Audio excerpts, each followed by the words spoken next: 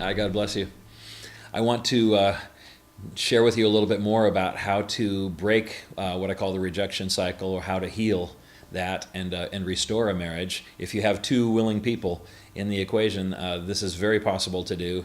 It can be done. But it begins with I'm going to read something out of the Bible, Ephesians 4, verse 31 and 32, where it says, "Let all bitterness, wrath, anger, clamor, and evil speaking be put away from you with all malice, and be kind to one another, tender-hearted, forgiving one another, even as God in Christ forgave you."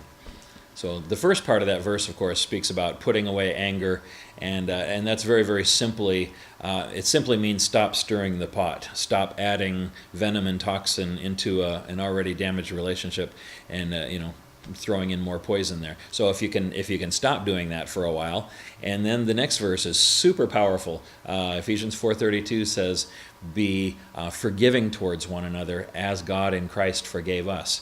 And this is a huge principle that God is a God of forgiveness. The whole message of the cross, why Jesus died on the cross for us, is forgiveness and reconciliation. He valued a relationship that was already broken by sin and by rebellion, and he valued the relationship enough to unilaterally reconcile us, one-sided, make reconciliation and bring us into that reconciliation. Jesus on the cross was saying, "I forgive all sin."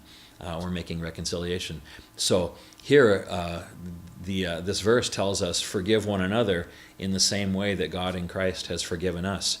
So we learn that forgiveness is a tool for healing, it's a tool for freedom, it's a tool for restoration. Forgiveness is absolutely necessary. If there's not forgiveness, we're both stuck. The relationship is going nowhere, and bitterness increases, mistrust increases. But when we begin to forgive one another, now we have the chance to restore a relationship. Again, trust may have to be rebuilt, respect may have to be rebuilt, many things can be rebuilt, but forgiveness is always the first step. And walking in forgiveness on a regular basis, on a daily basis, is super important, especially when we're in the process of restoring a damaged relationship. We have to walk in forgiveness for a while, maybe above and beyond the call of what we would really consider reasonable, but it's the way to restoration. And then kind of the other key verse that we've been talking about, Ephesians 5:33, says, "Husbands, love your wives." And it also says, "Wives, respect your husband," recognizing that men and women have different needs in a relationship and psychologically. And once a relationship has spiraled into a rejection cycle, that downward cycle, it's because both people have felt that they were not getting their needs met. The man feels disrespected, a woman feels unloved, and they've got their guard up, their walls up, and they're protecting each other from what they see as a toxic person. And so the solution, of course, is to begin to reverse this process, and for a husband to begin to show affection, romance towards his wife, express desire, express interest, express listening to what she's feeling, what she's thinking, asking her about that, spending time with her, and showing her that you're interested in her, you love her, you want to be emotionally connected to her, and you value her. When you begin to express those things, even when there's been damage, when there's been anger, if you can walk in forgiveness and begin to express those feelings toward her, healing begins, a relationship begins to be restored.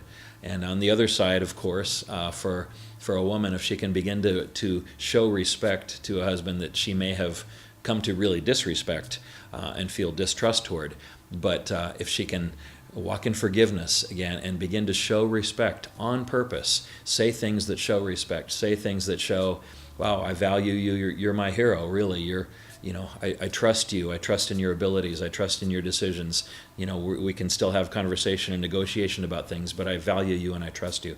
And when people begin to express those things to each other, the relationship begins to heal. There may be a process of overcoming a lot of mistrust. Do you really mean that? Why are you saying that? But if you're consistent with it, walk in forgiveness and consistently feed each other the oxygen that their soul needs, that affection to the wife and that respect to the husband, the giving them that oxygen begins to restore that relationship. It's a very powerful thing. There's another verse that I love. It's a favorite of mine. It's 1 John 4:19, which says, "We love God because He first loved us." And of course, that's how the relationship with God works. He loves us first, and then we learn to love him in return. However, that principle is a miraculous, amazing principle for success that you can use to your advantage.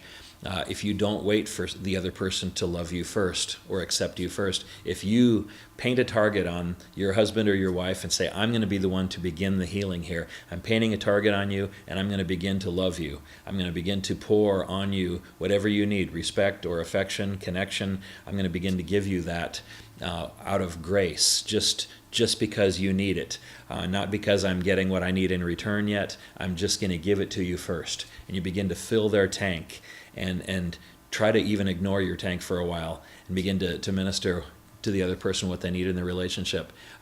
You'll be the one that brings healing into the relationship, and at some point they'll begin to respond, and a relationship can be reversed, can be healed, and a healed marriage is actually one of the strongest marriages. I hope that principle helps you. God bless you. Thanks for listening.